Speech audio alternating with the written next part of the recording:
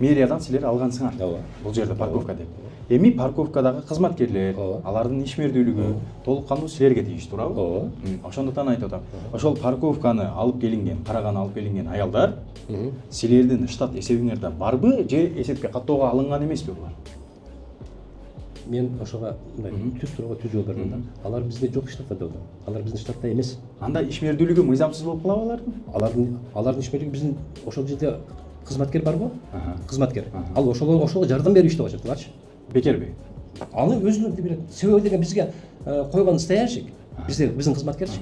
Ошол чогулган акчаны алып келет. Алардын өзүнүн ыктыярдуу түрдө жардам берет адамдарга. Мен түшүндүм уже. Ошо парковканы карап аткан аялдарды такыр бизге тиешеси болбойт. Анткени алар менен заниматься эткен башка. Алар менен биз эмгек кодексинин негизинде келишим түзгөн эмеспиз. Ошону айтайын деп атам. Келишими жок. Келишими жок. Анда биз аларды элдерден алып аткан акчасыны мыйзамсыз деп эсептесек болот экен да. Анткени кызмат келишими жок да. Ал жерде биздин стоянщик бар. Стоянщик.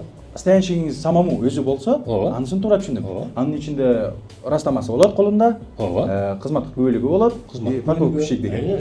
Наркы каттоого алынбаган кишилер акча талап кылганда жарандар четке какса, ал мыйзам бузуу болбойт экен анда. Анткени алардын растамасы жок, кызматтык келишим кагаздары жок, туурабы? Ооба, бизде келишим жок. Ошондо ал аялдарды элдерден аларга карата акча талап кылуусу мыйзамсыз деп таанысак болобу деген суроону берип атам. Жеке өздөрү мамиле кылып атканда. Мен эмнеге айтайын болом? Ал жерге келип ошо турду да адамчы. Турду, 15 күн турду, мүнөт турду, бир күн кечке турду, мисалга турду да, ошол жерде пайдаланды мисалгачы. Мен кетип баратканда деген ал өзүн берип кетиш керек да ыктыярдуу түрдө эле. Ооба, ыктыярдуу түрдө. Мисалы бизге деген алып аткандар аларга берип атпайбы немесин чегин. Туурабы? 50 сомдон берип атат. Сиз айткан сөз. Ооба. Чек берип атпайбы деп атасыз да? Силер дагы туура эмес кылып аткан турбайсыңар банда. Эмнеге туура эмес? Каттоого алынбаган, эмгек кодекси менен келишим түзүлбөгөн кишинин колуна силер чегиңерди берип койгонуңар канчалык туура?